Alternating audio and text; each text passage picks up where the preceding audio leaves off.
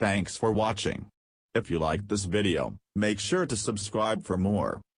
In the Penal Colony by Franz Kafka. Part 1. It's a remarkable piece of apparatus, said the officer to the explorer, and surveyed with a certain air of admiration the apparatus which was after all quite familiar to him.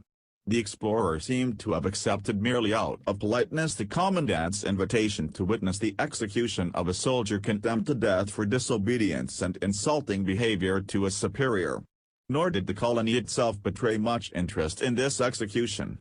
At least, in the small sandy valley, a deep hollow surrounded on all sides by naked crags, there was no one present save the officer, the explorer, the condemned man, who was a stupid-looking, wide-mouthed creature with bewildered hair and face, and the soldier who held a heavy chain controlling the small chains locked on the prisoner's ankles, wrists, and neck, chains that were themselves attached to each other by communicating links.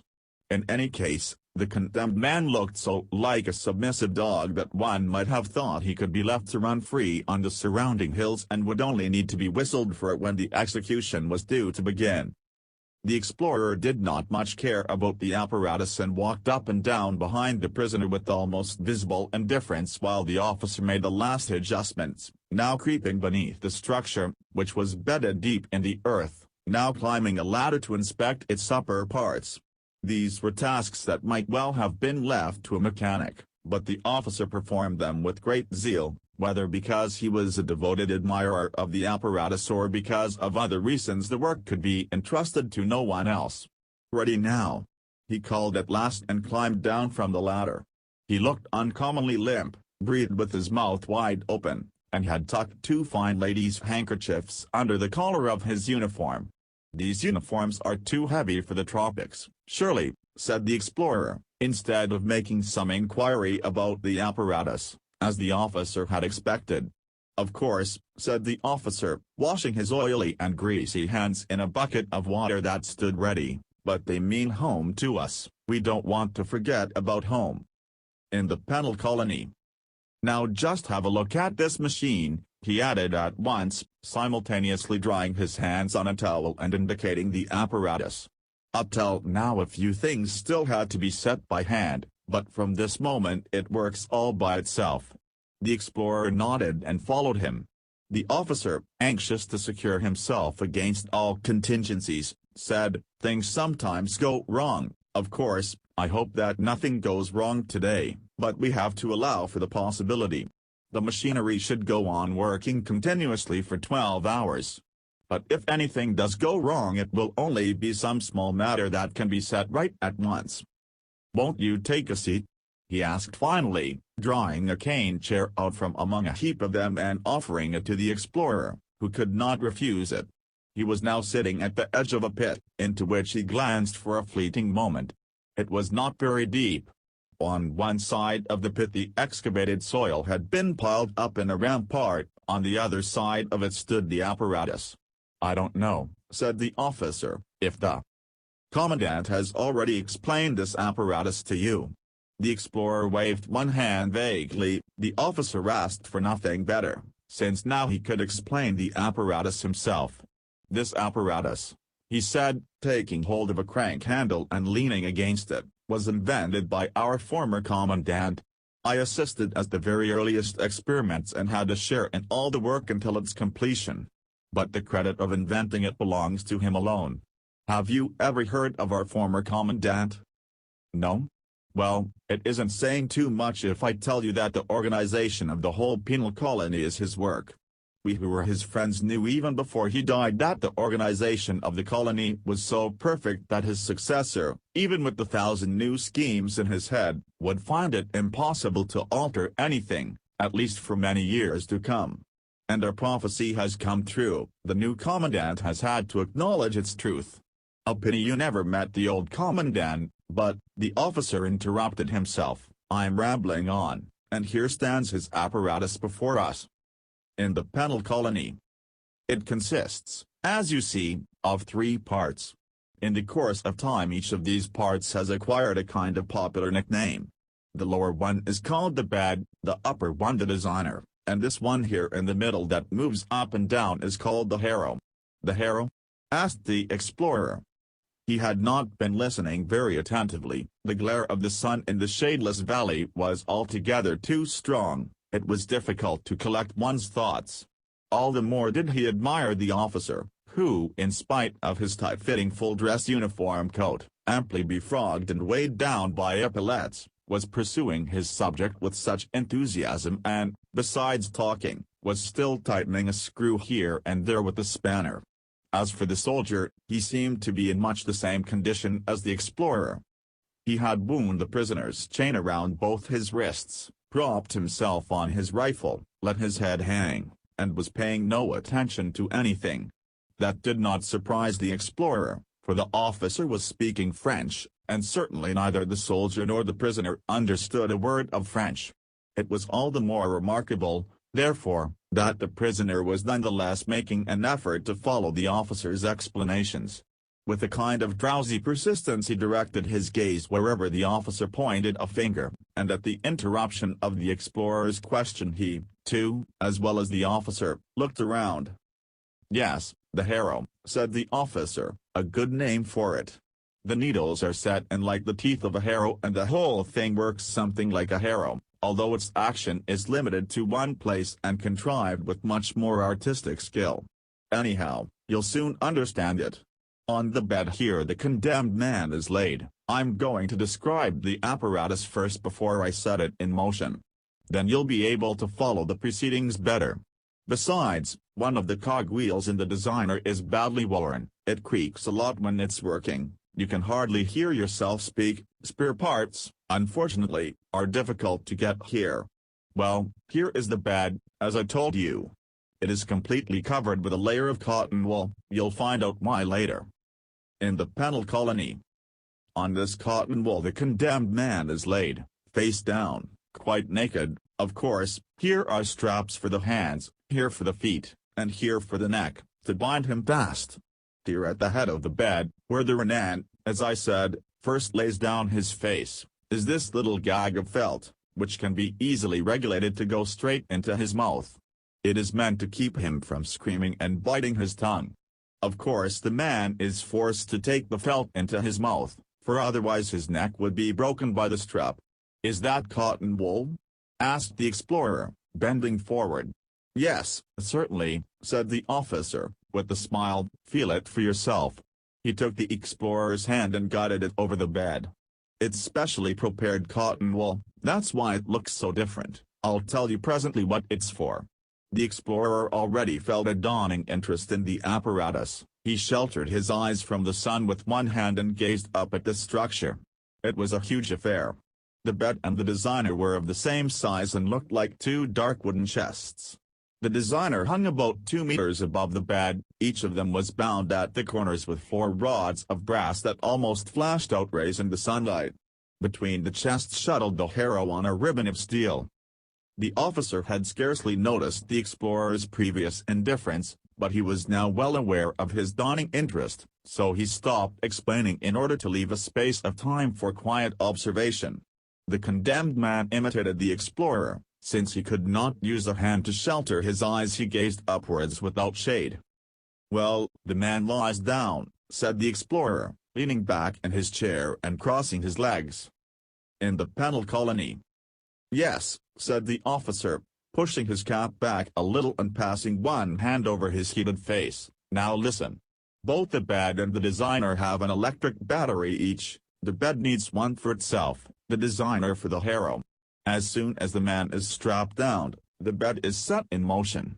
It quivers in minute, very rapid vibrations, both from side to side and up and down. You will have seen similar apparatus in hospitals, but in our bed the movements are all precisely calculated. You see, they have to correspond very exactly to the movements of the harrow. And the harrow is the instrument for the actual execution of the sentence." "And how does the sentence run?" asked the explorer. "You don't know that either?" said the officer in amazement, and bit his lips. "Forgive me if my explanations seem rather incoherent. I do beg your pardon. You see, the commandant always used to do the explaining, but the new commandant shirks this duty, yet that's such an important visitor, The explorer tried to deprecate the honor with both hands. The officer, however, insisted that such an important visitor should not even be told about the kind of sentence we pass as a new development, which, he was just on the point of using strong language but checked himself and said only, "I was not informed, it is not my fault. In any case, I am certainly the best person to explain our procedure, since I have here," he patted his breast pocket, "the relevant drawings made by our former commandant." "The commandant's own drawings?" asked the explorer. "Did he combine everything in himself, then? Was he soldier, judge, mechanic, chemist, and draftsman?" "In the penal colony." "Indeed he was," said the officer, nodding assent, with a remote, glassy look. Then he inspected his hands critically. They did not seem clean enough to him for touching the drawings, so he went over to the bucket and washed them again. Then he drew out a small leather wallet and said, "Our sentence does not sound severe. Whatever commandment the prisoner has disobeyed is written upon his body by the harrow. This prisoner, for instance," the officer indicated the man, "will have written on his body, 'Honor Thy superiors.'" The explorer glanced at the man. He stood, as the officer pointed him out, with bent head, apparently listening with all his ears in an effort to catch what was being said. Yet the movement of his blubber lips, closely pressed together, showed clearly that she could not understand a word. Many questions were troubling the explorer, but at the sight of the prisoner he asked only, "Does he know his sentence?" "No," said the officer, eager to go on with his exposition, but the explorer interrupted him. "He doesn't know the sentence that has been passed on him?"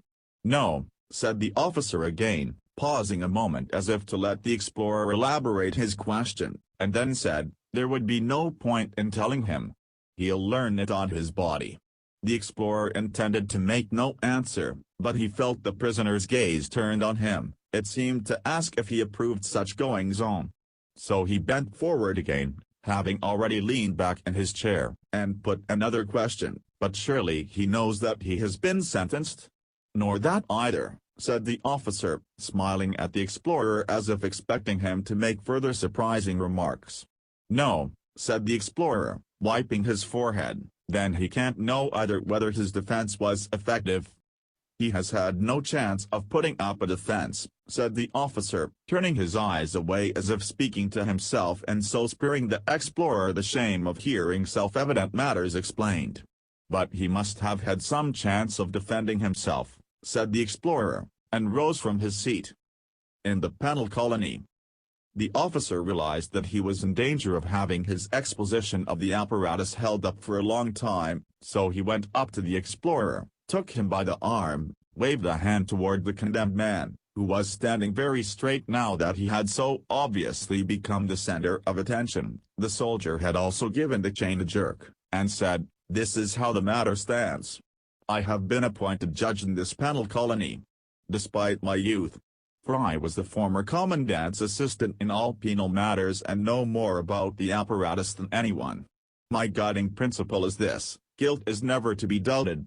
Other courts cannot follow that principle, for they consist of several opinions and have higher courts to scrutinize them. That is not the case here, or at least, it was not the case in the former commandant's time. The new man has certainly shown some inclination to interfere with my judgments, but so far I have succeeded in fending him off and will go on succeeding. You wanted to have the case explained. It is quite simple, like all of them. A captain reported to me this morning that this man, who had been assigned to him as a servant and sleeps before his door, had been asleep on duty. It is his duty, you see, to get up every time the hour strikes and salute the captain's door. Not an exacting duty, and very necessary, since he has to be a sentry as well as a servant, and must be alert in both functions. Last night the captain wanted to see if the man was doing his duty. He opened the door as the clock struck 2 and there was his man curled up asleep. He took his riding whip and lashed him across the face. Instead of getting up and begging pardon, the man caught hold of his master's legs, shook him, and cried, "Throw that whip away or I'll eat you alive." That's the evidence. The captain came to me an hour ago. I wrote down his statement and appended the sentence to it.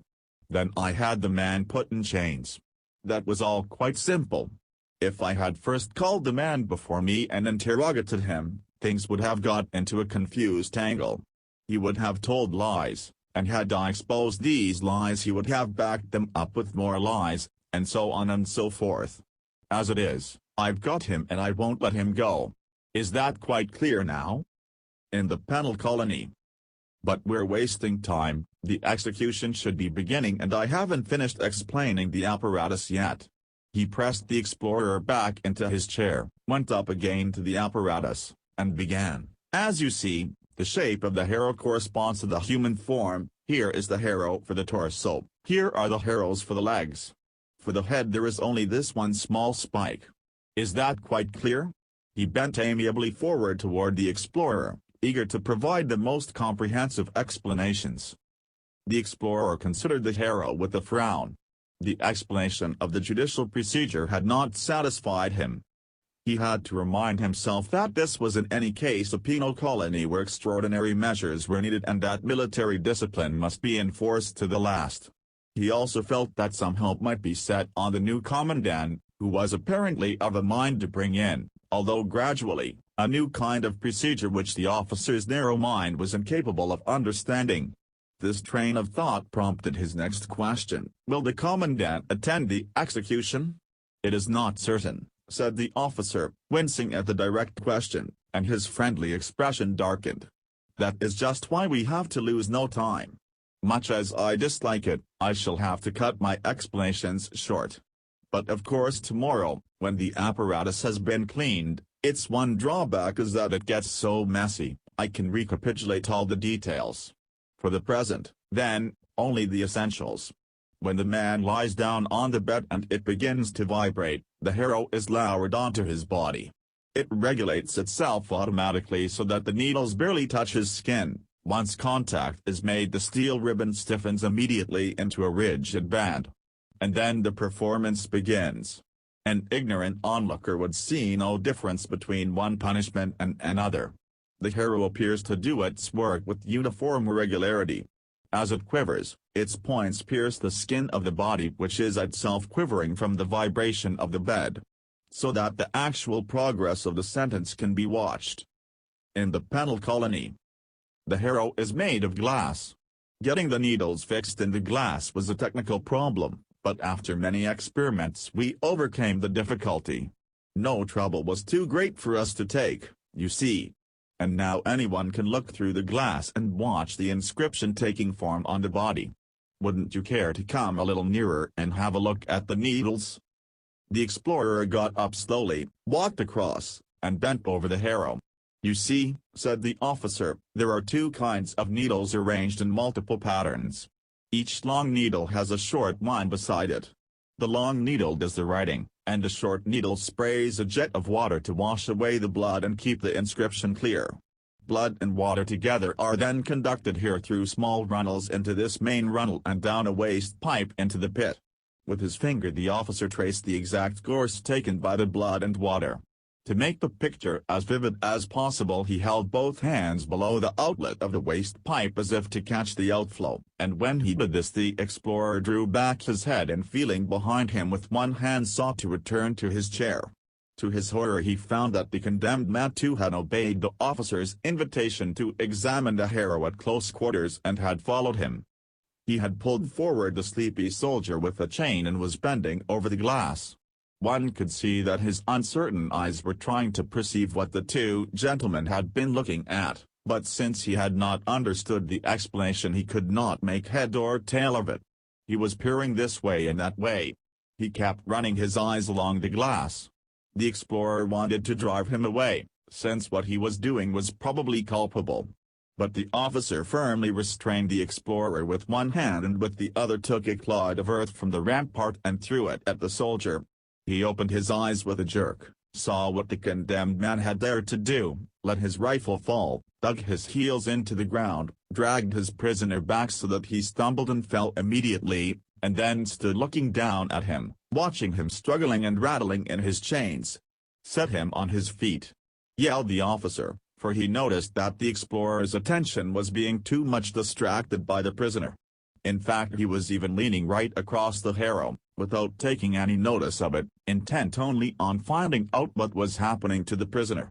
"Be careful with him!" cried the officer again.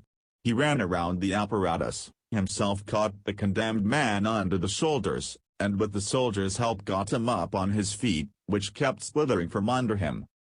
"Now I know all about it," said the explorer as the officer came back to him.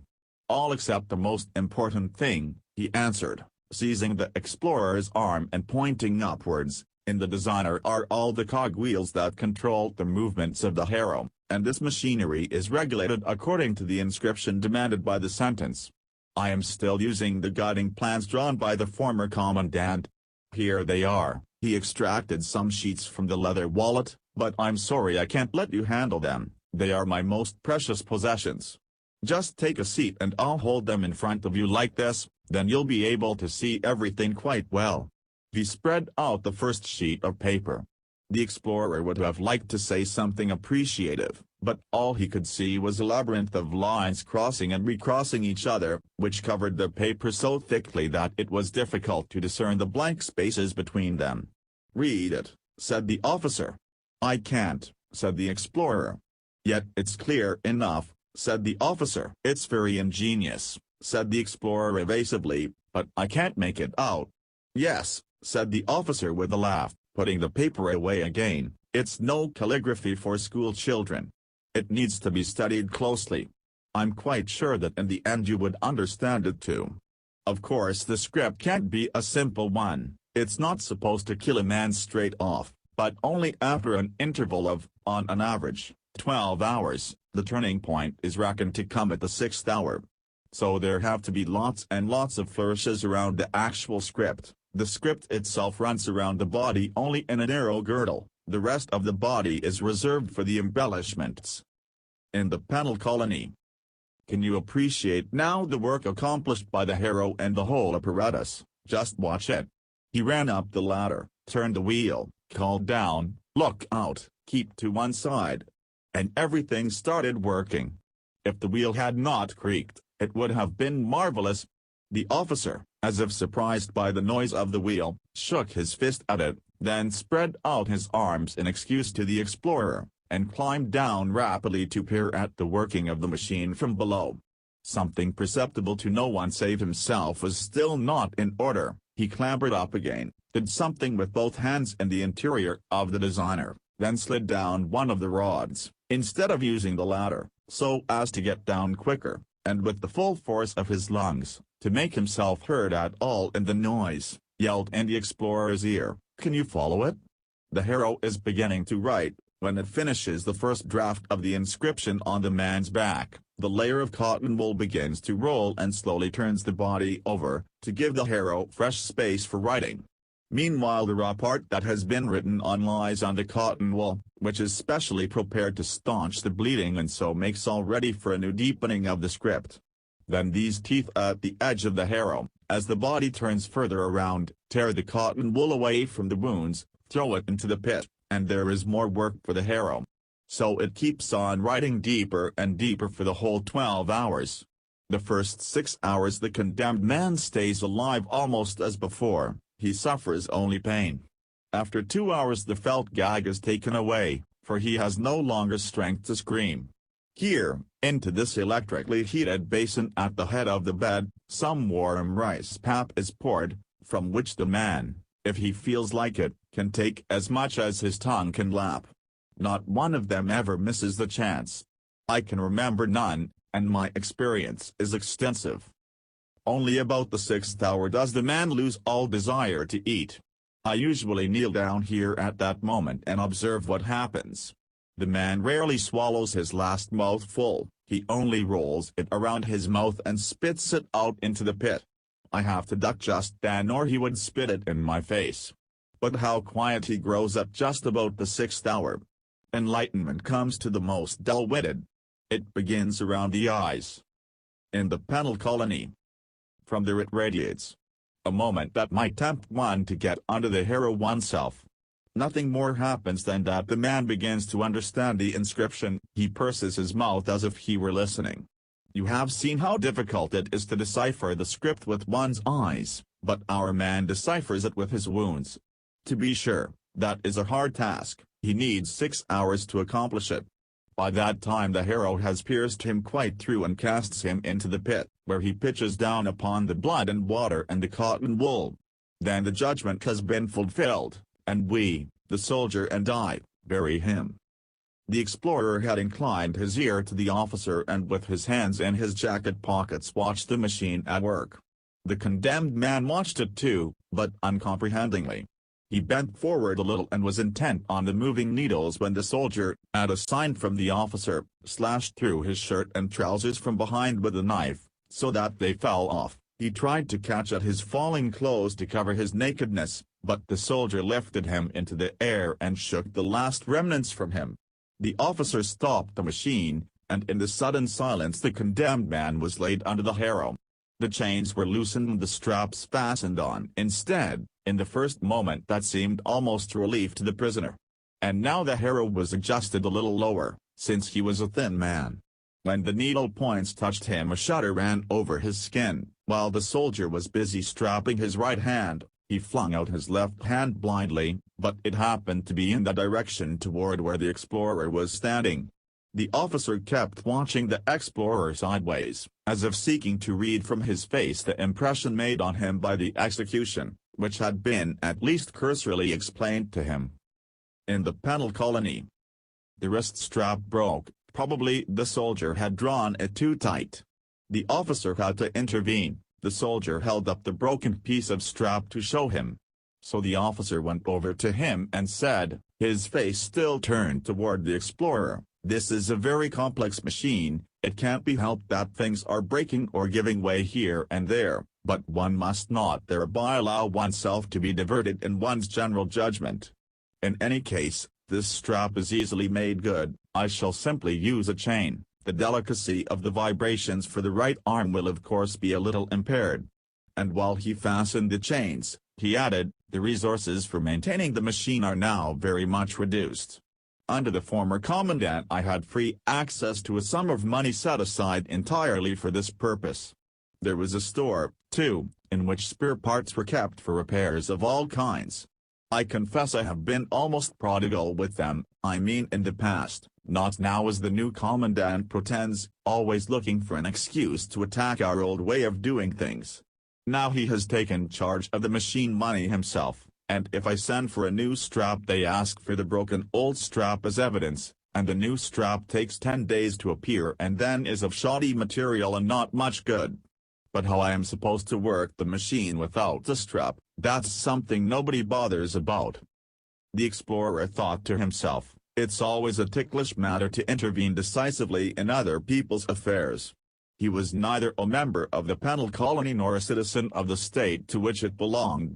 Were he to denounce this execution or actually try to stop it, they could say to him, "You are a foreigner, mind your own business."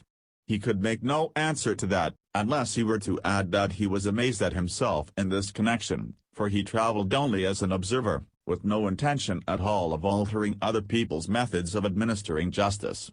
Yet here he found himself strongly tempted. The injustice of the procedure and the inhumanity of the execution were undeniable. In the penal colony, no one could suppose that he had any selfish interest in the matter, for the condemned man was a complete stranger, not a fellow countryman or even at all sympathetic to him. The explorer himself had recommendations from high quarters, had been received here with great courtesy, and the very fact that he had been invited to attend the execution seemed to suggest that his views would be welcome. And this was all the more likely since the commandant, as he had heard only too plainly, was no upholder of the procedure and maintained an attitude almost of hostility to the officer. At that moment the explorer heard the officer cry out in rage. He had just, with considerable difficulty, forced the felt gag into the condemned man's mouth when the man in an irresistible access of nausea shut his eyes and vomited. Hastily the officer snatched him away from the gag and tried to hold his head over the pit, but it was too late. The vomit was running all over the machine. "It's all the fault of that commandant," cried the officer, senselessly shaking the brass rods in front. "The machine is befouled like a pigsty." With trembling hands he indicated to the explorer what had happened. "Have I not tried for hours at a time to get the commandant to understand that the prisoner must fast for a whole day before the execution? But our new, mild doctrine thinks otherwise. The commandant's lady stuffed the man with sugar candy before he's led off. He has lived on stinking fish his whole life long and now he has to eat sugar candy. But it could still be possible. I should have nothing to say against it, but why won't they get me a new felt gag, which I have been begging for the last 3 months? How should a man not feel sick when he takes a felt gag into his mouth which more than 100 men have already slobbered and gnawed in their dying moments?" In the penal colony. The condemned man had laid his head down and looked peaceful. The soldier was busy trying to clean the machine with the prisoner's shirt. The officer advanced toward the explorer who in some vague presentiment fell back a pace, but the officer seized him by the hand, and drew him to one side. "I should like to exchange a few words with you in confidence," he said. "May I?" "Of course," said the explorer, and listened with downcast eyes. "This procedure and method of execution, which you are now having the opportunity to admire, has at the moment no longer any open adherents in our colony. I am its sole advocate, and at the same time the sole advocate of the old commandant's tradition. I can no longer reckon on any further extension of the method. It takes all my energy to maintain it as it is. During the old commandant's lifetime the colony was full of his adherents. His strength of conviction I still have in some measure, but not an atom of his power. Consequently the adherents have skulked out of sight. There are still many of them but none of them will admit it. If you were to go into the tea house today, on execution day, and listen to what is being said, you would perhaps hear only ambiguous remarks. These would all be made by adherents, but under the present commandant and his present doctrines they are of no use to me. And now I ask you, because of this commandant and the women who influence him, is such a piece of work, the work of a lifetime, he pointed to the machine, to perish? Ought one to let that happen? Even if one has only come as a stranger to our isle and for a few days? But there's no time to lose. An attack of some kind is impending on my function as judge. Conferences are already being held in the commandant's office from which I am excluded. Even your coming here today seems to me a significant move. They are cowards and use you as a screen. You, a stranger. How different an execution was in the old days. A whole day before the ceremony the valley was packed with people. They all came only to look on. Early in the morning the commandant appeared with his ladies. Fanfares roused the whole camp. In the penal colony, I reported that everything was in readiness. The assembled company, no high official dared to absent himself, arranged itself around the machine. This pile of canned chairs is a miserable survival from that epoch. The machine was freshly cleaned and glittering. I got new spare parts for almost every execution. Before hundreds of spectators, all of them standing on tiptoe as far as the heights there, the condemned man was laid under the harrow by the commandant himself. What is left today for a common soldier to do was then my task, the task of the presiding judge, and was an honor for me. And then the execution began. No discordant noise spoiled the working of the machine. Many did not care to watch it but lay with closed eyes in the sand. They all knew, now justice is being done.